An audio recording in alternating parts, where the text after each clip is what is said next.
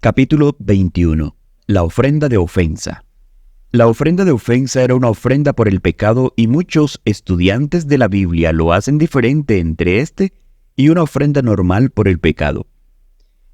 En algunos lugares los términos ofrenda por el pecado y ofrenda de ofensa parecen usarse sinónimamente, como en Levítico 5, 1 al 13.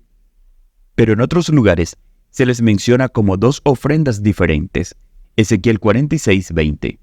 Un cuidadoso estudio de las citas que hablan directamente de la ofrenda de ofensa demuestra que era ofrecida más especialmente por pecados en las cosas santas de Jehová, Levítico 5:15, como cuando una persona había ofendido al no seguir las instrucciones de Dios con respecto a las cosas sagradas.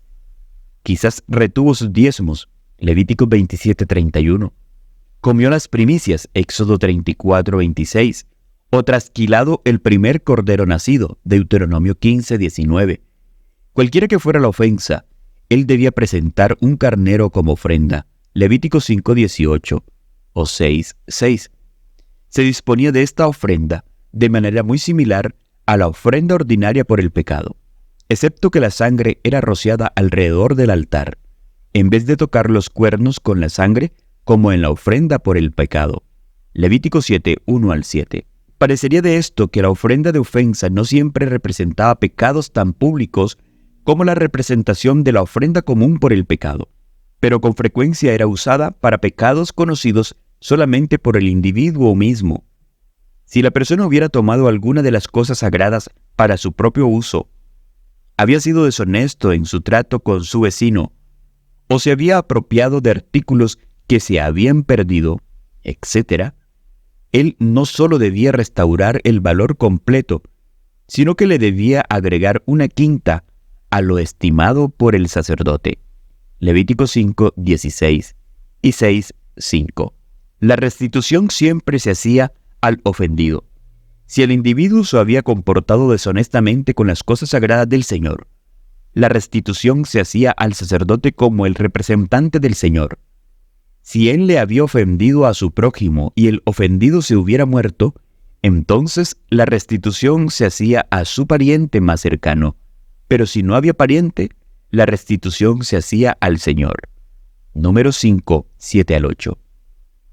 No había virtud en ofrecer al carnero para la ofrenda de ofensa, a menos que la restitución se hubiera pagado en su totalidad por el mal cometido. Un objetivo especial por la ofrenda de ofensa era expiar por actos deshonestos, bien sea hacia el Señor o con el hombre, y siempre exigía la restitución del mal, además del carnero para la ofrenda. Enseñaba claramente que cuando hemos actuado falsamente con Dios o el hombre, simplemente confesando el pecado y trayendo una ofrenda no será suficiente. Debemos enmendar el mal. Zaqueo entendía la ley de la ofrenda de ofensa, y tan pronto como él entregara su vida a Cristo, estaba listo para ir aún más allá de la ley y restituir 4 veces tanto a todos los que había ofendido. Lucas 19:8. La ofrenda de ofensa era una ofrenda más completa que la ofrenda por el pecado común. Además de expiar por el pecado, también en figura, cubría el resultado del pecado.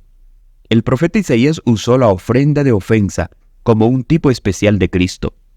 Él era verdaderamente la ofrenda de ofensa antitípica cuando Él derramó su sangre, no solo para librar las almas de los pecados de la culpabilidad, sino para eliminar para siempre el último vestigio de pecado del universo de Dios.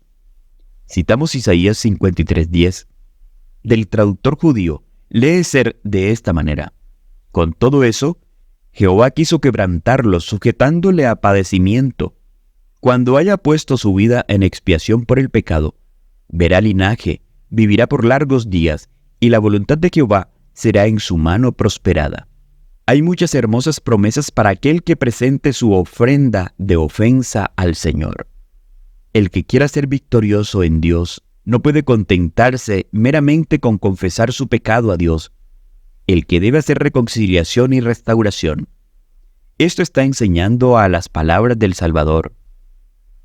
Por tanto, si traes tu ofrenda al altar y allí te acuerdas de que tu hermano tiene algo contra ti, deja allí tu ofrenda delante del altar y anda, reconcíliate primero con tu hermano y entonces ven y presenta tu ofrenda. Mateo 5, 23 al 24.